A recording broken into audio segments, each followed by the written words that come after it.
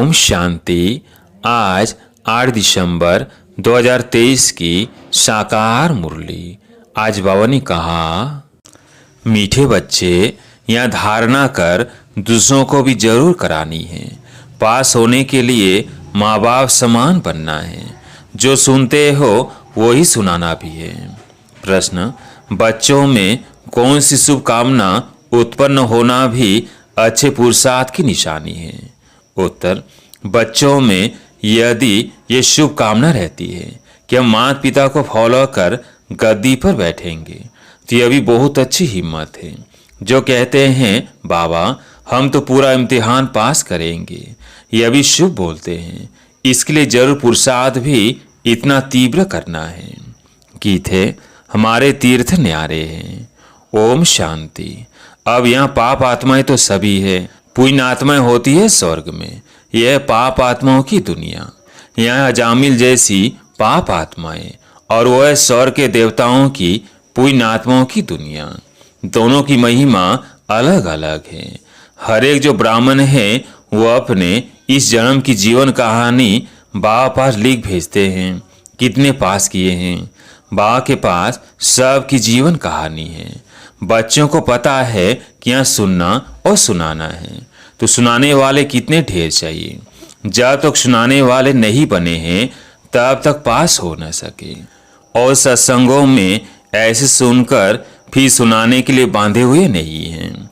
यह धारणा कर फिर करानी है, फॉलोअर्स बनाने हैं। ऐसे नहीं एक ही पंडित कथा सुनाएगा। यह हर एक को माँ बाप समान बनना है। औरों को सुनाए तब पास हो और बाप की दिल पर चढ़े। नॉलेज पर ही समझाया जाता है। वहाँ तो सब कहेंगे श्री कृष्ण भगवानुवाच। यहाँ कहा जाता है ज्ञान सागर पतित पावन गीता ज्ञान दाता शिव भगवानुवाच। राधे कृष्ण व लक्ष्मी नारायण को भगवान भगवती नहीं कहा जा सकता, लौ नहीं है। परंतु भगवान ने उन्हों को पद दिया है तो जरूर भगवान भगवती ही बनाएंगे, इसलिए नाम पड़ा है। तुम अब विजय माला में पिरोने का पुरुषार्थ कर रहे हो। माला तो बनती है ना, ऊपर में रुद्राक्ष की माला होती है ना। ईश्वर की माला यहाँ बन रही है। यह कहते हैं हमारे तीर्थ न्यारे हैं। वह तो बहुत धक्के खाते हैं तीर्थों पर। तुम्हारी बात ही न्यारी है। तुम्हारी बुद्धि का योग शिव बाबा के साथ है। रुद्र के गले का हार बनना है। माला के राज को भी जानते नहीं। ऊपर में शिव बाबा फूल, फिर है जगत अम्बा, जगत पिता और उनकी 108 वंशावली। बाबा ने देखा है बहुत बड़ी माला होती है, फिर सभी उसको खींचते हैं, राम राम कहते हैं। लक्ष्य कुछ नहीं, रुद्र माला फेरते हैं, राम राम की धुनी लगा देते हैं। यह सब हुआ भक्ति मार्ग। यह फिर भी और बातों से ठीक है। उतना समय कोई पाप नहीं होगा। पापों से बचाने की यह युक्तियां हैं। यह माला फेरने की बात नहीं है। स्वयं माला का दाना बनना है। तुम्हारे तीर्थ न्यारे हैं। हम अविचारी राही हैं अपने शिव बाबा के घर के। योग से हमारे जन्म जन्मांतर के विकर्म भस्म होते हैं। श्री कृष्ण को कोई दिन रात याद करे परंतु विकर्म कदापि विनाश हो न सके। राम राम कहा तो उस समय पाप नहीं होगा, फिर पाप करने लग पड़ेंगे। ऐसे नहीं, पाप करते हैं या आयु बढ़ती है। यहाँ योग बल से तुम बच्चों के पाप भस्म होते हैं और आयु बढ़ती है। जन्म जन्मांतर के लिए आयु अविनाशी हो जाती है।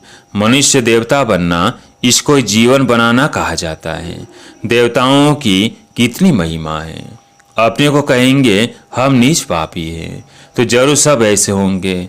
गाते भी हैं मुझ निर्गुण हारे में कोई गुण नहीं, आप ही तरस परोई।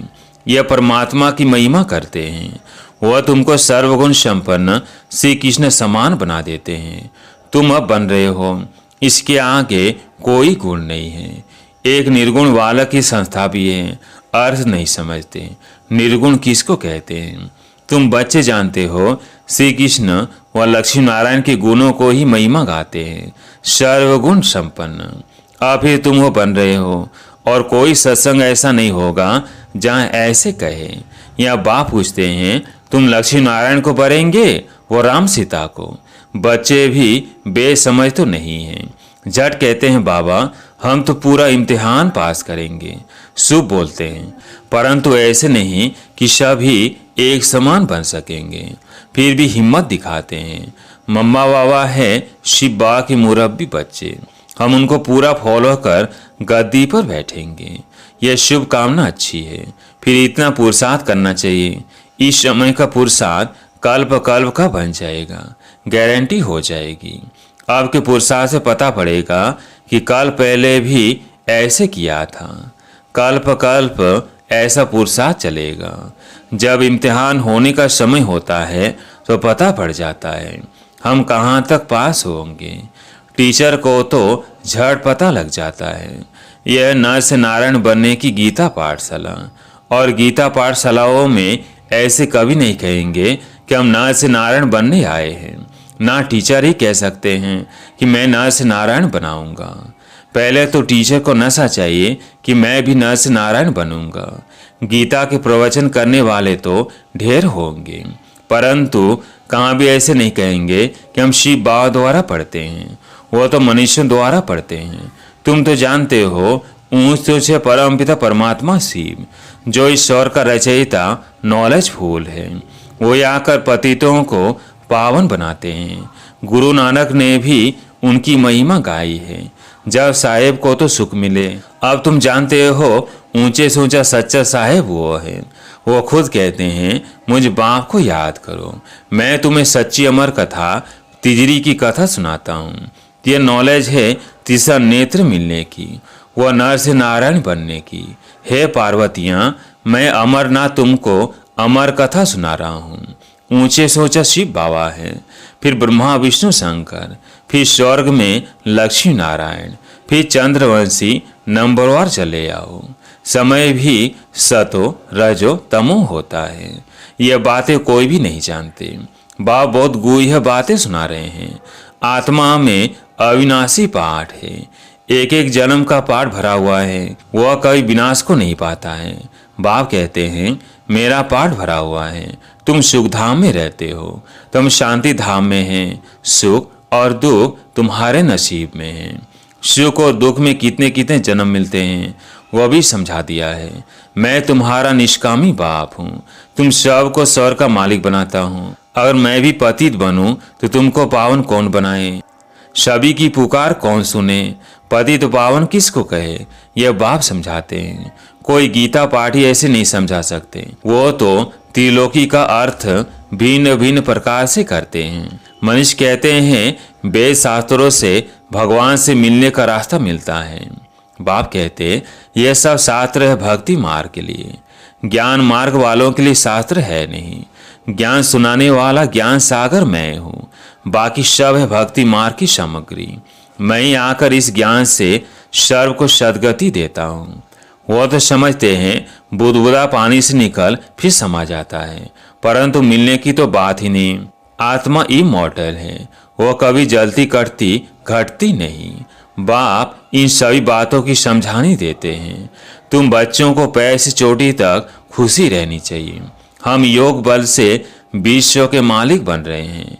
यह खुशी भी नंबर वार है, एक रस हो नहीं सकती। इम्तिहान भले एक ही है, परंतु पास भी कर सके ना। राजधानी स्थापन हो रही है, उसका प्लान बता देते हैं। सूर्यवंशी में इतनी गद्दी, चंद्रवंशी में इतनी गद्दी। जो नापास होते हैं वह दास दासी, दास दासियों से फिर नंबरवार राजा रानी बनते हैं। अनपढ़े अंत में पद पाते हैं। बाबा समझाते तो बहुत हैं, कुछ भी ना समझो तो पूछ सकते हो। विवेक कहता है नहीं तो वो कहाँ जन्म लेते, वह भी कोई कम सुख है क्या? बड़ा मान रहता है, बड़े महलों के अंदर रहते हैं, बड़े बड़े बगीचे होते हैं। वहाँ 2-3 मंजिल बनाने की दरकार नहीं रहती। जमीन बहुत पड़ी रहती है, पैसों की कमी नहीं, बड़ा शौक रहता है बनाने का। जैसे यहाँ मनुष्यों को शौक रहता है ना। न्यू दिल्ली बनाई तो समझते यह नया भारत है। वास्तव में तो नया भारत स्वर्ग को, पुराना भारत नर्क को कहा जाता है। वहाँ जितना जिसको चाहिए होगा तो सब ड्रामा अनुसार। महल आदि जो कल पहले बनाए होंगे वही बनेंगे। यह ज्ञान दूसरा कोई समझ न सके। परंतु जिसकी तकदीर में है उनकी बुद्धि में ही बैठता है। बच्चों को पुरुषार्थ करना है, पूरा योग में रहना है। भक्ति मार्ग में श्री कृष्ण के योग में ही रहते आए। स्वर्ग के मालिक तो बने नहीं, अब तो स्वर्ग तुम्हारे सामने है। तुम परमपिता परमात्मा की बायोग्राफी, ब्रह्मा विष्णु शंकर की बायोग्राफी भी जानते हो। ब्रह्मा कितने जन्म लेते हैं यह तुमको मालूम है। बाप कहते हैं यह माता ईश्वर का द्वार खोलने वाली हैं, बाकी सब नरक में पड़े हुए हैं। माताएं ही सबको उद्धार करेंगी। हम परमात्मा की महिमा करते हैं। तुम समझकर कहते हो शिव बाबा आपको नमस्ते। आप आकर हमें वारिस बनाते हैं, स्वर्ग का मालिक बनाते हैं। ऐसे शिव बाबा आपको नमस्ते। बाप को तो बच्चे नमस्ते करते ही हैं, फिर बाप भी कहते बच्चे नमस्ते। तुम भी मुझे पाए पैसे का वारिस बनाते हो, कौड़ी का वारिस बनाते हो। हम तुमको हीरे का वारिस बनाते हैं। शिव बालक को वारिस बनाते हो ना। अच्छा, मीठे मीठे सिकिल्ले बच्चों प्रति माता पिता बाप दादा का याद प्यार और गुड मॉर्निंग, नमस्ते, सलाम वालेकुम, वंदे मातरम। धारणा के लिए मुख्य सार। पहला पॉइंट, शिव बाबा के घर का अभिविचारी राही बन योग बल से विकर्मों को दग्ध करना है। ज्ञान का सिमरण कर अपार खुशी में रहना है। दूसरा पॉइंट, बाप समान गद्दी नशीन बनने की शुभकामना रखते हुए बाप को पूरा फॉलो करना है। आज प्यारे मीठे बाबा का वरदान, शीतला देवी बन सर्व कर्मेंद्रियों को शीतल शांत बनाने वाले स्वराज अधिकारी भव। शीतला देवी बन सर्व कर्मेंद्रियों को शीतल शांत बनाने वाले स्वराज अधिकारी भव। जो स्वराज अधिकारी बच्चे हैं उन्हें कोई भी कर्मेंद्रियां धोखा नहीं दे सकती। जब धोखा देने की चंचलता समाप्त हो जाती है तब स्वयं शीतला देवी बन जाते और सब कर्मेंद्रियां भी शीतल हो जाती। शीतला देवी में कभी क्रोध नहीं आता। कई कहते हैं क्रोध नहीं है, थोड़ा रोब तो रखना पड़ता है, लेकिन रोब भी क्रोध का अंश है। तो जहां अंश है वह वंश पैदा हो जाता है। तो शीतला देवी और शीतल देव हो, इसलिए स्वप्न में भी क्रोध व रोब का संस्कार इमर्ज न हो। स्लोगन, आज्ञाकारी बच्चे स्वतः आशीर्वाद के पात्र होते हैं, उन्हें आशीर्वाद मांगने की दरकार नहीं। आज्ञाकारी बच्चे स्वतः आशीर्वाद के पात्र होते हैं, उन्हें आशीर्वाद मांगने की दरकार नहीं। अब सुनते हैं मातेश्री जी के मधुर महावाक्य। हेडलाइन, नयनहीन अर्थात ज्ञान नेत्रहीन को राह बताने वाला परमात्मा। मम्मा ने कहा, नयनहीन को राह दिखाओ प्रभु। अब ये जो मनीष गीत गाते हैं नयनहीन को राह बताओ, तो गोया राह दिखाने वाला एक ही परमात्मा ठहरा। तभी तो परमात्मा को बुलाते हैं। और जिस समय कहते हैं प्रभु राह बताओ, तो जरूर मनुष्यों को राह दिखाने के लिए खुद परमात्मा को निराकार रूप से साकार रूप में अवश्य आना पड़ेगा, तभी तो स्थूल में राह बताएगा। आने बिगर राह तो बता नहीं सकेंगे। अब मनुष्य जो मुझे हुए हैं उन मुझे हुए को राह चाहिए, इसलिए परमात्मा को कहते हैं नयनहीन को राह बताओ प्रभु। इसको भी खेवैया भी कहा जाता है, जो उस पार अथवा इन पांच तत्वों की जो बनी हुई सृष्टि है इससे पार कर उस पार अर्थात पांच तत्वों से पार जो छठा तत्व अखंड ज्योति मह तत्व है उसमें ले चलेगा। तो परमात्मा भी जब उस पार से इस पार आवे तभी तो ले चलेगा।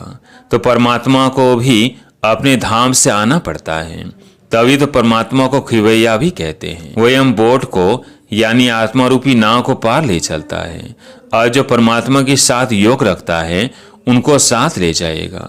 बाकी जो बच जाएंगे वे धर्मराज की सजाएं खाकर बाद में मुक्त होते हैं। अच्छा, ओम शांति।